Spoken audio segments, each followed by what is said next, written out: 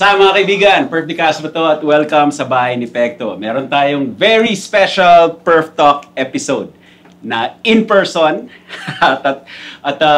yeah, matagal na kaming hindi nagkasama-sama sa isang room. Pero eto tayo ngayon. Ito ang hardware syndrome. Yee! Very special din itong Perf Talk na to dahil nandito tayo sa Spaceport, Rada Street, Makati.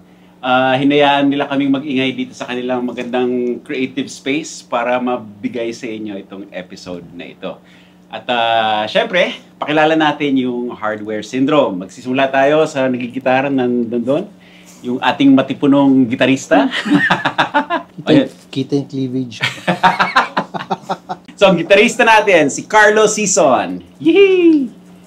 And then, sa drums, Boyet Aquino. And then, of course, on bass, Francis Villanueva. Itong episode na to more or less reminiscing kasi matagal ko kayo hindi nakita. Iniwan mo kami. Iniwan mo kami. Bigyan mo na. Bigyan mo na. Iniwan tayo. Dalawang beses. Dalawang beses. Dala niyo pa rin yun. Wala, mas mahal mo isang banda talaga. Hindi, pag-usapan natin yan. Dadating tayo dyan. Pero, naalala ko kung kailan ako unang jumam kasama kayo. Naalala nyo? Kailan ba? Tayo, nag-atrium na tayo nun eh. Oo.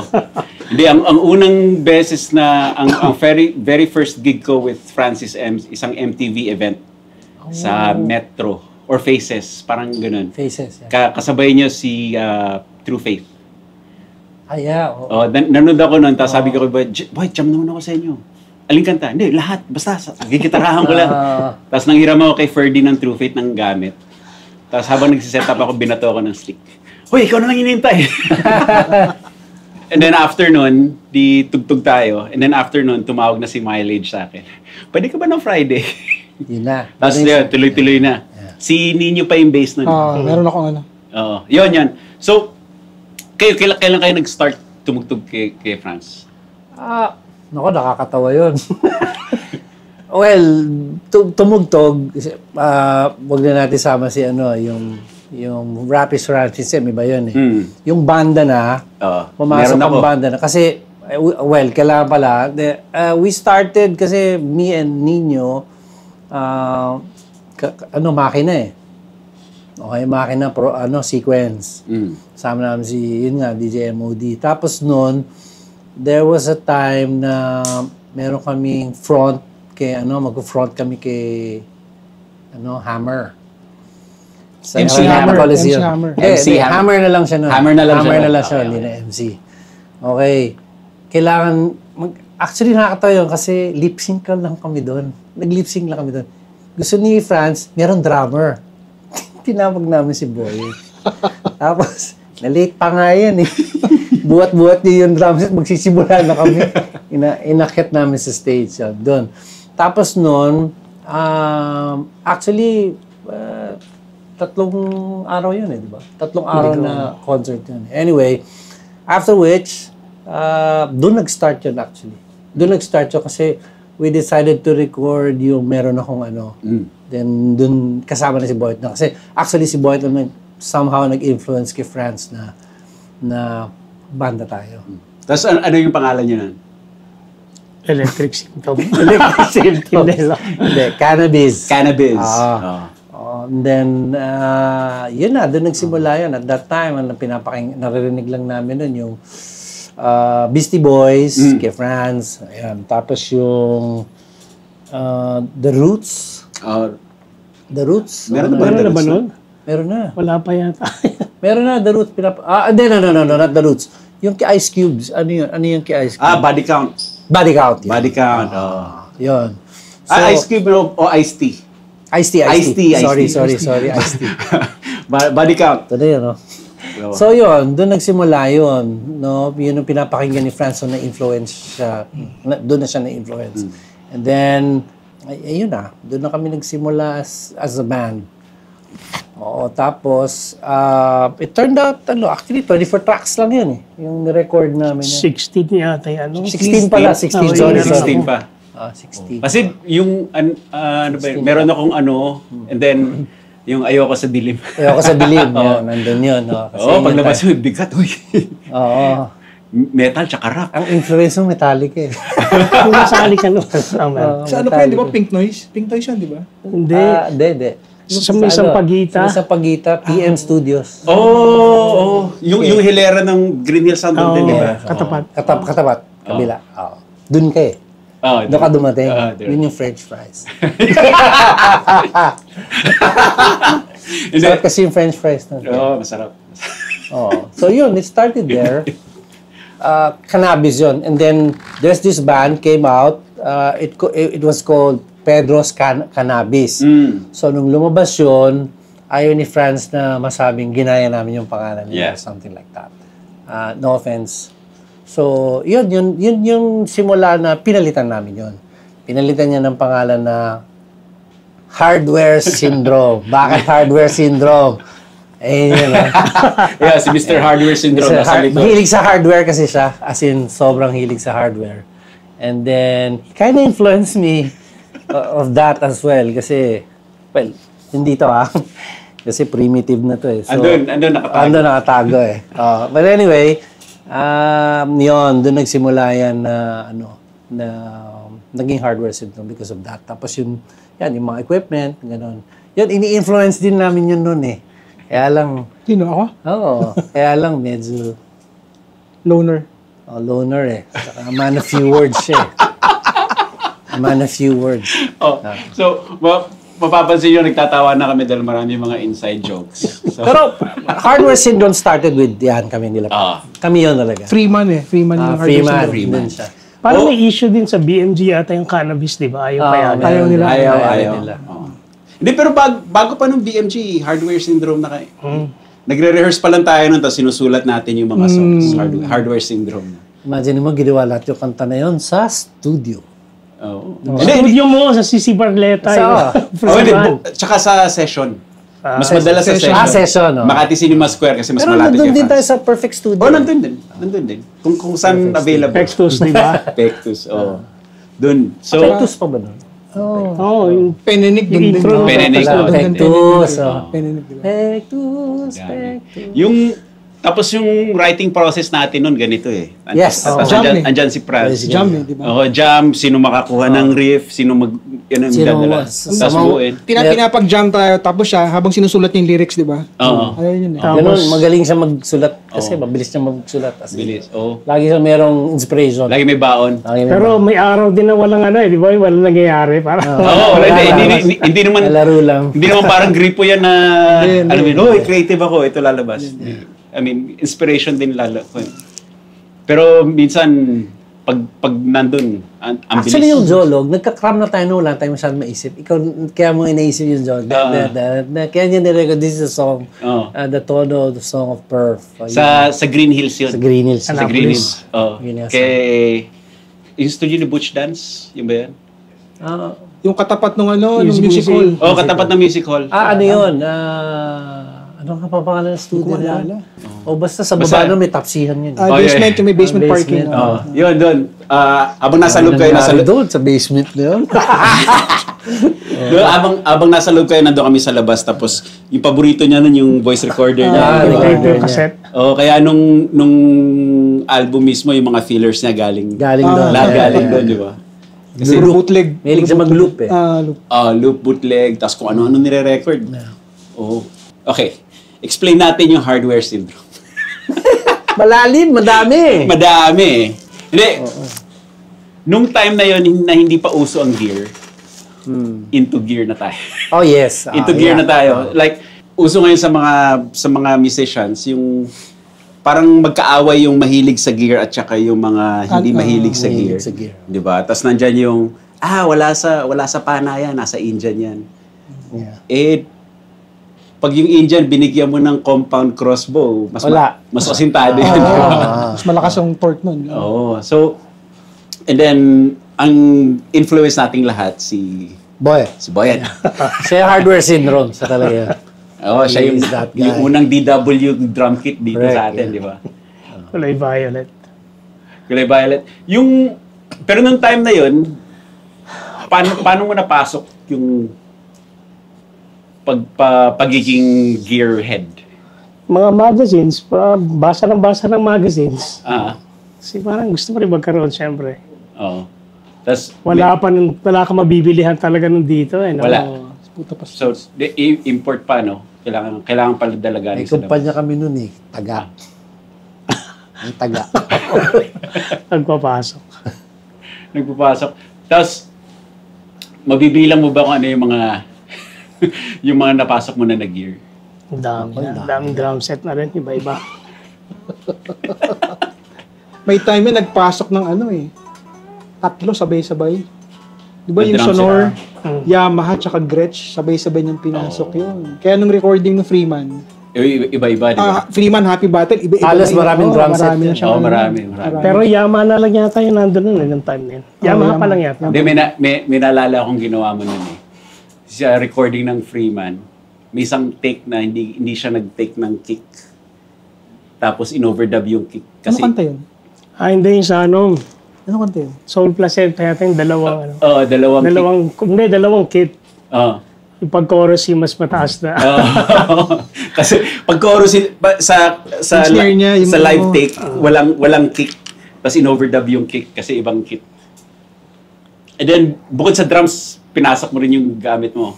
Oo. Yung hawak mo ngayon. Oo. Hindi, actually, mid na to eh. Mid na yan. Oo, mid-year na to kasi nag-start ako dun sa Ibanez, yung RG550. Yun yung ano din yun eh, parang purple din yun eh. Oo. Yun. Dapat yun yung N4. Sabi niya, signature yan eh. So, yun ang well, syempre, kasi makulit ako sa gitara eh. So, meron akong hahanapin talaga na kailangan kong palitan. So, yan, palitan ng pickups, mga ganon. Tapos, dumating ako sa point na, sabi niya, rekta dapat yung distortion mo. Rekta dapat yung sa amp. So, syempre, kakabasa ko, well, as you can see, Van Halen yan, di ba? So, ako naman kasi, influence ako ni Van Halen, but not the playing, kasi tamad akong sumifra eh. Tamad ako sumifra talaga, as in mag-aaral, o sumifra, basta gusto ko lang. Meron ako niyan, yung mga ganun. So, siguro, I kinda somehow got that, ang tawag doon, kumbaga yung sistema niya sa tone. Well, siguro yung respect dun sa tone itself. Yun, medyo, nasa akin yun noon. And hinahanap ko yun noon. Nung sinabi ni Boyet na mag-amp head ka. Kasi nag-start ako doon sa monoblock, natatandaan mo yun? JMP1, MP1, yung mga ganon. Oo, so, stuck lagi yung hawak mo, yung cabinet mo, 4x12 cabinet, para extreme, di ba? Sa kanya lahat yun eh. Ganito, ganyan. Eh, wala eh. Kaya nga, minsan naiinis sila kasi Concert King daw, malakas. Kaya sabi Alala ko yung recording na, yung Freeman walang makapasok na yun. May tilali-adjust yung mic. Walang makapasok sa lakas nito. Todo eh. Naka-isolate. Dalawa yan eh. Dalawang yan eh. Oo. So, hindi, tsaka yung tumugtog tayo ng Club Dread, naalala mo.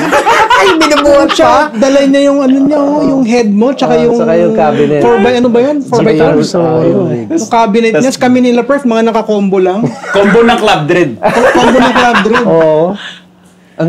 Grabe, no? Ang selfish ko nun, ano? Self-centered yata ako nun. Grabe.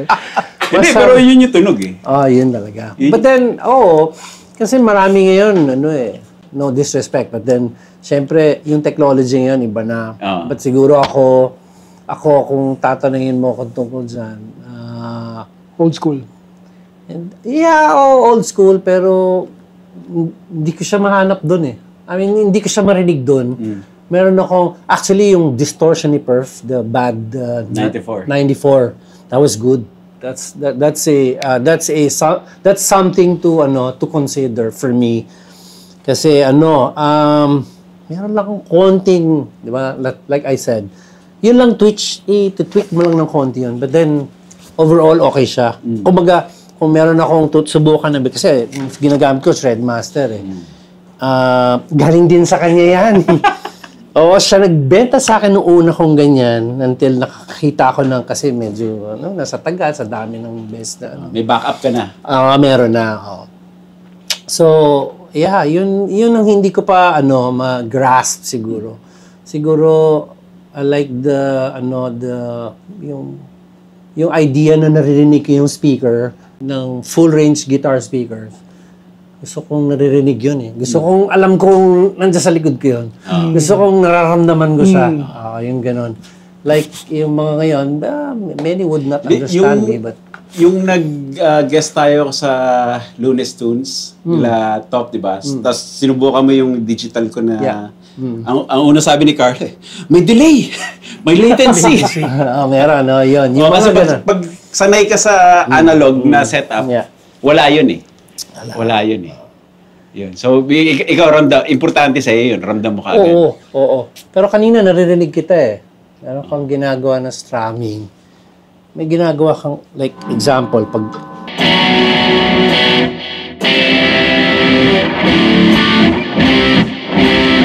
Nakatakip kasi, hindi ko naririnig.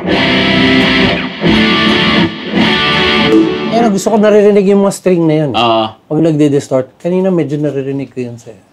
Hindi. Kasi itong board ko ngayon analog din. So, hindi siya digital. Meron yan. Well, pag malakas na malakas yung amp, mas nagre-ring lahat yun eh. Even at mid the volume, maririnig mo yun. Wala ka naman problema sa hearing. Meron. Meron na. Ano yun? Meron na. Kapisan pag natutulog ako, kaya meron akong relax melody sa app. Before I sleep, pinapatugtog yun. Pang white noise. Kasi maririnig ko yung ring. Maririnig yung malakas. Tapos, nung sumali ako sa Hardware Syndrome, si Nino Messina pa yung bass eh. Yeah. And then later on, nung nag-after image siya, pumasok si FV. Pero bago nun sa kagaling. Bayahe, di ba? Ano ako noon? Biyahero.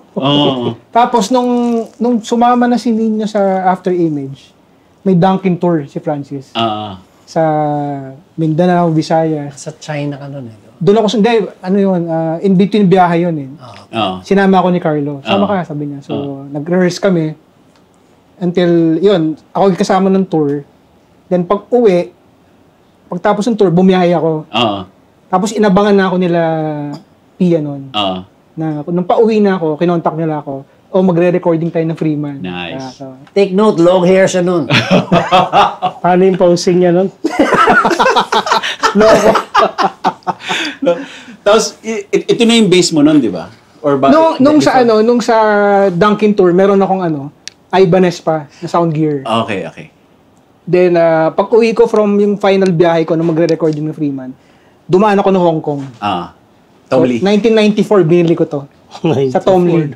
Tom Lee to eh. Yung balikan lang eh, di ba? Ha? Balikan Hindi, pauwi. Nag-stop over ako ng Hong Kong from China. Then, binili ko to.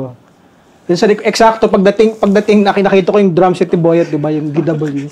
Pareho ng kulay. Yung purple sparkle pa yun eh na DW, di ba? So yun, tapos yun, diretso recording na noon eh. Alam ko parang mga March yun eh. Mga March, April yun eh. Parang 2 months na nag-recording nun, di ba? Yung pag-usapan natin yung recording kasi yung balak natin nun, dahil galing kayo sa yung previous album, di ba? Tapos hiwa-hiwalay. Tapos si Boyet yata may idea nun eh, kailangan sabay-sabay tayo para live take. At least yung foundation, di ba? Tapos mag-overdubs na lang. Tama. Green Hill Sound. Green Hill Sound. Green Hill Sound. Hindi, sige. Hindi yung sound doon, di ba, compress? Medyo compress yung tunog doon eh. Pero, hindi, iba rin yung engineer natin doon eh. Iba rin, no? Anong pangalan nga, no? Si Nikki. Hindi, yung Hindi, iba pa yung mahabang buhok. Si Mario ba yan? Hindi. Dindo yata. Ibang Hindi, iba. Studio yata. Hindi. Si Nikki yung sa Kaleidoscope World eh. Nikki. Parang dalawa yun eh. Dalawa. Si June. June de la Paz. June de la Paz. Si June de la Paz. June de la Paz yung mga pennant ko na lang yung sila doon. Nalala ko. Kasi alala ko nun yung first day natin, tigisa kami Marshall stock ni Carlo nun eh. Tapos sa akin nasa kwarto, tapos isa yun nasa parang gobo, di ba? Tapos pag playback, parang katang nipis ng tunog. So pag silip ko, yung Neumann na malaki, nakaganon sa speaker na 4x12. So, Sir, meron ba kayong SM57 lang? Ah. Ayaw mo yan? Neumann yan? Hindi naman ganun eh. Hindi, nga, pero mas gusto ko yung SM57. Oo. So, pag nung pinalitan na, yun, dun lumabas yung laki ng tunog, di ba? Kasi, Parang nung ginawa namin yung ito gusto ko, if you hear the rhythm part, yung chorus, alam niyo ba, ano yan eh, nirecord namin sa, ano yun, binounce namin yung 4x12 sa cabinet ng kapatid niya. Doon namin kinuha yung sound na yun. Yung cabinet, kasi empty na yung bahay nila eh. Kasi lumipat sila eh. Doon kami sa BF. So yung kwarto na yun, biyoksan namin yung ano, basta hinahanap namin saan yung maganda yung tunog. Kung saan maganda lalabas yung tunog. So doon namin nilagay yun. Doon sa, kwarto mo pala yun, no? Kwarto mo yun, no? Yung may yun yung nakakong ka, DA88? Hindi, ano pa yun? Parang 4-sticks na 8-track. Oh, okay. Analog. So doon namin yung ano SM57, yun na yun. That's about it. Tapos double track lang. Yun yung sikreto. Tapos mahabang kable pa po sa isang kabilang kwarto si Francis nasa. Tapos yung backup vocal sa banyo naman yun. Kasi wala kami reverb eh. Oh, okay. Yun yung reverb na sa banyo. So, home recording eh. Kasi bago nung pag magja-jam kami ni Boy, naglalaro na kami ng home recording na eh. Eventually, ka-ADAT, DA88, di ba? Tapos yung mga... ADAT? ADAT. Yung itim. Yung itim. Meron ako nun. Hihintayin mo yung mag-sync, yan ba? Dalawa yung ADAT machine mo. Tapos... Pag-play mo na gan, madidelay isa bago tumugtog yung ibang ano. Hintayin mo munang magsabay. Tsaka kaya mahirap mag-punch in. Minsan hindi kumakagat. So, nung nag-lay na tayo ng tracks natin, and then... yung pag alam muna, yung rental ng gamit. Di ba kasi nag-rent tayo ng gamit? Sa Exile ba lahat yun? Ricky Ramos, Exile. Ricky Ramos yun? Ricky Ramos. No? Yung Freeman. Hindi. Exile. Freeman o Exile. Exile. Kasi yung mga ibang gamit ko siyang bumili, di ba? So, tsaka gamit na iba ni Buhat. So, si Exile yan. Except for the drums, no? Except for the drums, no? Dala niya yung drums niya, di ba? Oo. So, ano yung amp mo nun? JCM 800? Hindi tayo nag-record. Nag-record ako solo head, tremo verb, na mesa boogie. Mesa ka na nun? Oo. Sa Freeman? Sa Freeman yan, Tsaka, solo head, tremo verb, yun. I see. Okay. Kasi ako, alala ko nun yung... Tsaka yung Plexi. Nung bandang huli, Plexi na yan. Ako yung may JCM 900 ako eh. Tapos pinambuboost ko yan. Oo. Yung Shredmaster. Shredmaster. Tapos yung gamit ko yung green ko na gitara, yung gawa ni Mytek. Tapos sa ilang kanta, hiniram ko yung Les Paul mo. Yung Greco? Westminster. Westminster ba yan? Westminster. Anong kulay yung Sunburst? Parang tobacco Sunburst na yun, Westminster. Yun. Nilagay mo ng EMG. Yan. Pero, tas na may call split yung... Kasi Zakk Wylde, Tapos may call split yung neck pick up. Neck pick up. Ano yan EMG 85s, di ba? 85 tapos passive pa yung nandito. Passive pa yun sa likod lang. Hindi nila alam yun yung ginamit ko sa Kaleidoscope, yung rhythm. Akala nila Strat. Kasi pero naka-split yung... Split kasi yung... Pero sabay-sabay yun eh. Grabe yan. May tracks, Kasi the whole album, di ba? Iniwan lang yung gamit to, di ba? Nandun lang. Nakakuha tayo eh. Nakabook tayo ng consecutive eh. Yung ako naman, head na Galen Kruger, tsaka heart key na 4x10. Andun lang palagi yun. Yun, di ba?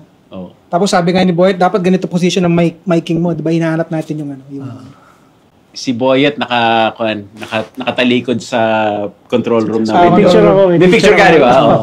Tapos ako dun sa gilid, yung kwartito doon, nandun yung amp. Tapos may parang vocal booth doon, nandun yung amp mo. Tapos yung parang tinakpan, parang ganyan. Yung kulitan. Di ba walang gusto pumasok ng kwarto? Kung saan yung cabinet? Pagpapasok si Carlo, gaganon yung Boyet yung gitara. Bingihan eh. Okay, kasi hindi ko natapos yung sessions ng Freeman eh. Dahil... Iniwan tayo. Yun. Sa bibig niya nang galing yun. Hindi niya natapos. Pinagpalit tayo. Hindi, mahal niya. I understand. Naiintindihan naman namin siya noon. Kasi, pag nagmahal ng banda yan, mahal niya talaga. Sa dawahan. Alam niya kasi maintindihan namin siya. Labas mo na lahat. Labas ko na. Hindi. So, nung time na yun, saka nag-step in si Noel, di ba? Kasi marami naguguluhan kung sino yung tumugtog ng alin. Puso ng, No, sa Picon, ad-libs ang Picon, di ba? Picon. Doon siya nagsimula eh. Yun ang first song niya. Tsaka Bawawaw. Ano muna? Bawawaw. Tapos, kayo na yun eh. Puso ng Siga. Puso ng Siga. So, nung time na yun, nung pagpasok niya, nagsulat pa kayo ng mga bago? Hindi, areglo lang. Hindi na, areglo na lang eh. Kasi may mga bago ko umalis, marami pa tayong nagawa eh. Pero wala ako nung Bawawaw. Hindi, bago kasi later part. Later part. Pero yung riff na yun, sa'yo galing yun eh. Hindi ba sa'yo yun? Hindi. Yung kakak, hindi ka. Doon yung nagawa sa studio. Yung Carly. Tapos, yun. Galing, nasa Batangas si Noel. Inuwagan ko kasi, pero Kilala mo na si Noel noon? Oo, dahil kasi second wind eh. Kabando ka sa Noel. Banda ni Boy. Tsaka tumatambay na yun. Ito yung birthday ni Boy at may jam eh. Tama. Si Noel eh. Tapos, yung Ibanez niya na puti. Yung puti. Yung may chop-chop. Ano yan eh? Reshaping. Nasa kanya pa yata ngayon yun. Ano pa? Gamit niya pa rin. Number 1 pa rin. Kahit anong gusto niyang ipalit, doon pa rin siya bumabalik. Di ba, pagdating niya, di ba, Picon, pinakinggan lang niya? Yun na. Sweet picking niya, di ba? Yung intro. Namumula pa yun pag nagtitik. Isang take lang. Ay, Noel. Tatang nga tawag namin sa kanya kasi mas matanda sa amin. Pero mukha siyang bata pag tinignan mo physically. WPSB, no? WPSB. Gusto nyo malaman yon? May link below. Hindi, joke. May link below. Naka-link sa kanya yun. Tapos nagsulat pa kayo ng iba, di ba? Mahiwagang Kamote. Ganun. Ayun. Mahiwagang Kamote is next album ba yun? Hindi, kasama yun, di ba? Kasi, ilang kanta ba yung ginawa natin? Kasi, dami nun. May mga bahala. 2021. Bahala na. Old Man. Old Man, Tapos yung Girl Be Mine. Next na yun. Okay. Yun yung evolution na yun eh. Evolution. Evolution na sound. Nandun ka, Love for Life, andun eh. Hindi, Love for Life sa Freeman. No. Freeman 2. Freeman 2 Ba't ka pala nabalik doon? Hindi na maalala ito. Hindi. Yun is, nagre-record kayo ng Freeman. Wala na kaming maisip. Napaka-hard Wala kaming maisip na magulo yung Freeman 2 kasi. Okay. Kasi magulo yun. Tinawagan ako ni Franz. Tinanong ako kung gusto kong mag-co-produce, mag-lay ng kanta. Actually, sa album na yun yung pinaka-lutang yun. Yun ang nakalutang. Love for Life. Nanalo tayo dun. Perfect. Yun ang Awit Awards. Nag-awit awards tayo dun. Yun ang pinakamaganda sa album. Yung intro nun na boses, akala mo, plug-in Kubing. Ay, Kubing, oo. Kasi i-trip niya nun eh. Kubing, di ba, nung Freeman, yung voice recorder niya. Tapos ngayon, yung Freeman to yung Kubing. Basta lahat may Kubing. Sa Happy Battle, Blues Harp, harmonica Blues Harp siya. Okay, ang Girl Be Mine, may harp solo. Nagtitrip siya eh. Iba eh. Yung kung ano yung may sipa niya, talagang lahat. Sino mo harmonica sa Girl Be Mine. Binili lang niya yun sa Hong Kong. Pag-uwi, tapos nag-record na tayo, di ba? So yun, ginamit niya yun. Pinag-aralan lang niya. Wala pang YouTube nun. Wala pang YouTube nun. Bumili siya ng instructional something. Yun, nag-aaral siya nun. Bilis lang. Anong pinaka-namimiss niyo kay Francis? Marami. Naiiyak ako. Joke. Namimiss? Kulitan. Kasi si Franz yung taong walang wall. Wala siyang wall. Walang filter, no? Wala. He's open to anything. Practically anything. Hindi, tsaka pag live, no? Pag nag-perform na, no? Perform, Wag mo lang siya makitang galit. Yun ang nayoko sa kanya, yung paggalit. Kasi wala rin... wala uncontrollable yun. Hindi rin nag-hold back. Paggalit. Kasi para magalit mo siya, matindi. Kasi hindi naman nagagalit basta-basta. Hindi pa naman nagalit sa atin. Sa akin, nagalit na. Hindi ako lang. Kaya ba? Hindi naman ako lang. Sabi hindi. Hindi naman ako lang. Hindi kami makarelate. Pero, bago lang ako nun eh. Basta somewhere, nag-tour kami nun eh. Ano pa lang nun? Ako pa lang naggigitara lang ako nun. Aba, kayo kay Tapos, Tinom. D80. Hindi, bago pa yun. Kay Tinom. Basta nagalit siya. May nangyari kasi doon. Dahil... Ako. Nagalit siya doon sa in general. Oo. Isa ako doon sa involved doon in a way. Okay. In a way. Kasi kumbaga ako yung sumama sa kanila na mas matanda sa kanila na hindi ako yung nakaisip noon, so on and so forth. Yung mga ganun. Okay. Mga ganun klase. Kita ko yun, no? Baso, hinagis talaga. Bigla na lang, oh. Pang! Hindi naman pangalan yung, imimidya eh. Hindi naman i-headline yan eh. Pangalan ko i-headline dyan. Yun na. Ayaw mo sabihin. ako. Walis ako. Ayaw mo sabihin. Hindi na, huwag mo. Gaw. Ikaw, Boy, ano namimiss mo kay Franz? Yung niya, pagka-creative niya, advanced siya eh. Noon, hindi ko pa alam kung ano yung mga loops siya. Gumagawa na ng loops eh. Oo. Wala, ganito lang eh. Pag nag-ensayo tayo nun, no? Yung songwriting na talaga face. Hindi siya namimili, kahit saan. Kahit ano. Isa lang yung hindi natin nagawa na kasama siya. Yung ad time na rap. Ano yun? Di ba, may time na, mahilig tayo sa 7. Kagulo siya doon. Oo, kami to 7. Kagulo siya doon. Hindi makapasok eh. Tumitingin yun eh, pagka nag-iiba, last pag bumabaligtad na yung beat. Oo. Tumitingin na yun eh. Kasi, bini ko layuto eh. Yun ang influensya kasi. Oo eh. Pero kakaiba sana yung nagawa natin. Ganda yan, maganda. Walang ganun eh.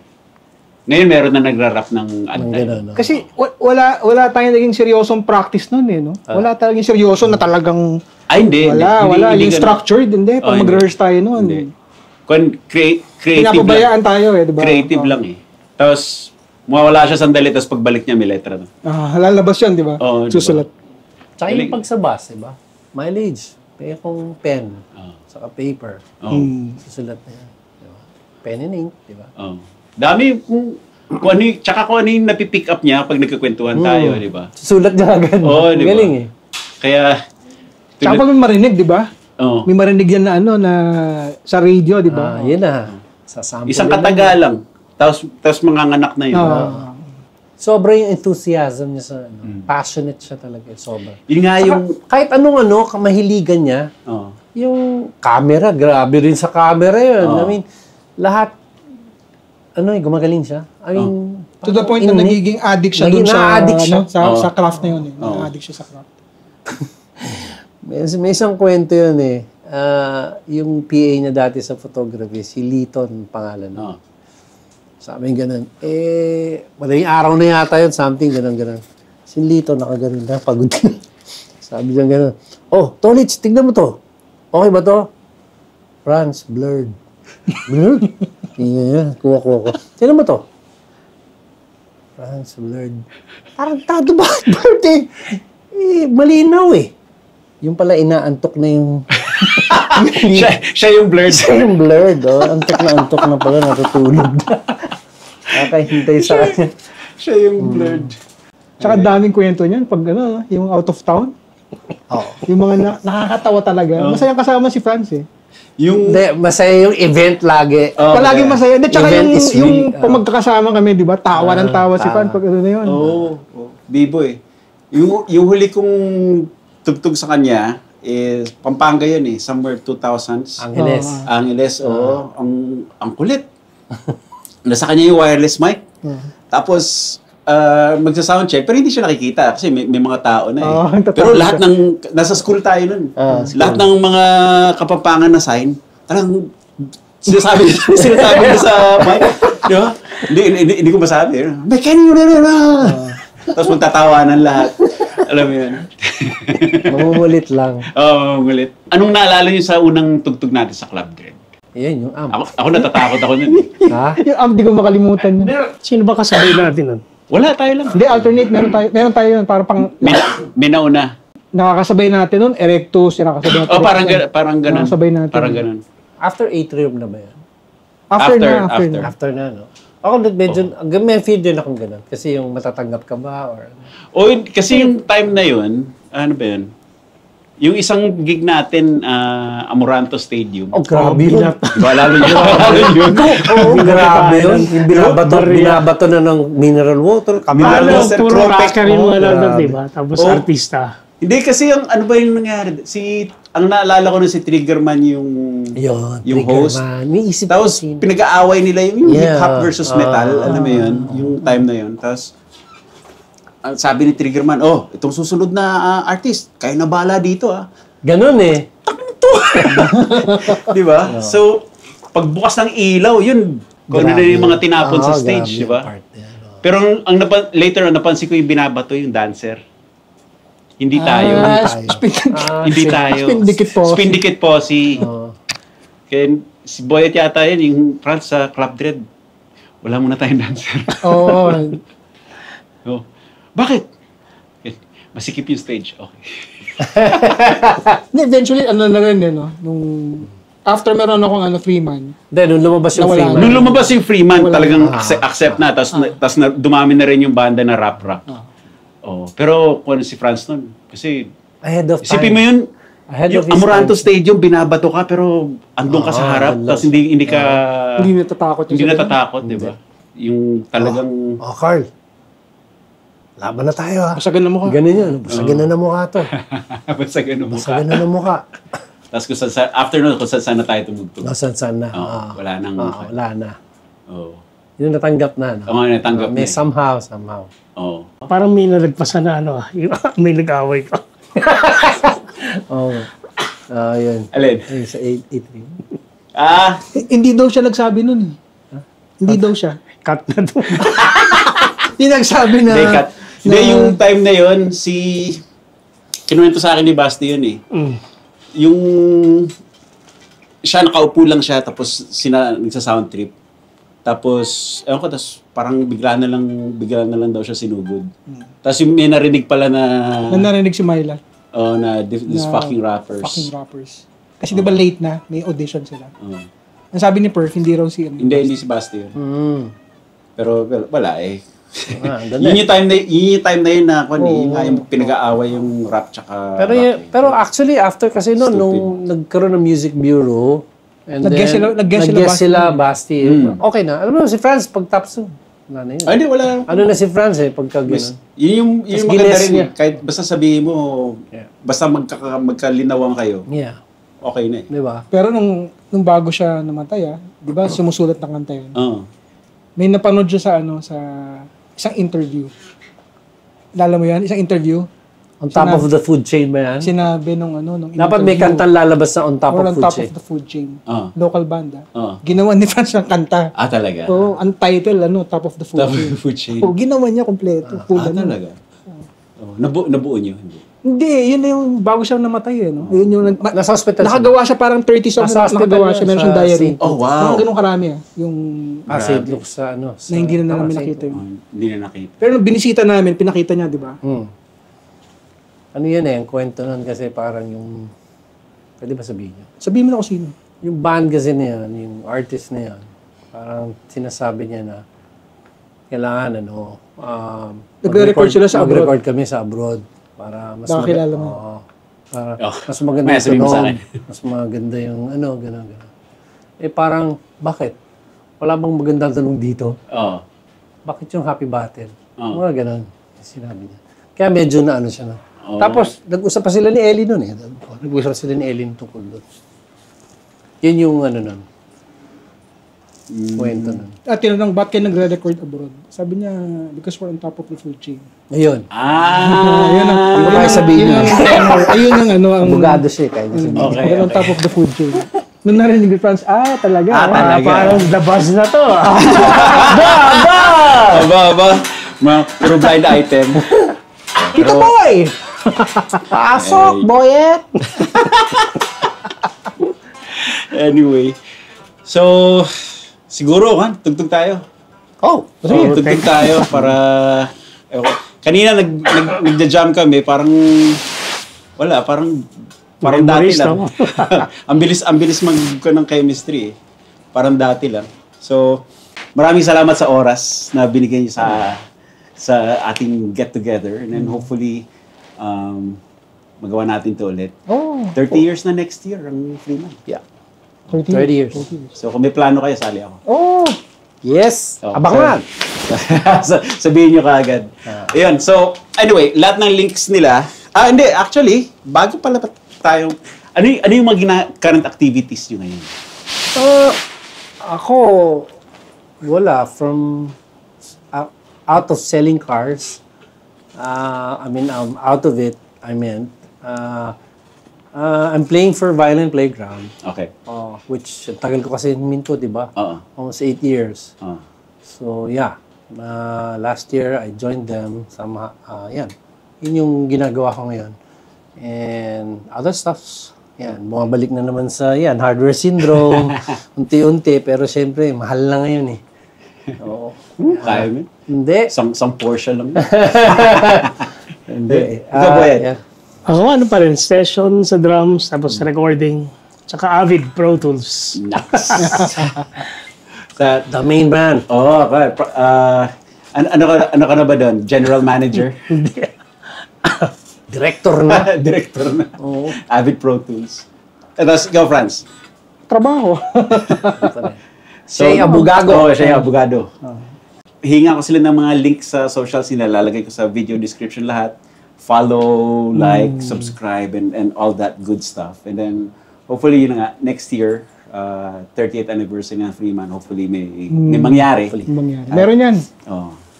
Pupunta ako kahit hindi nyo ako imbitahin. Hindi, kasama ka doon.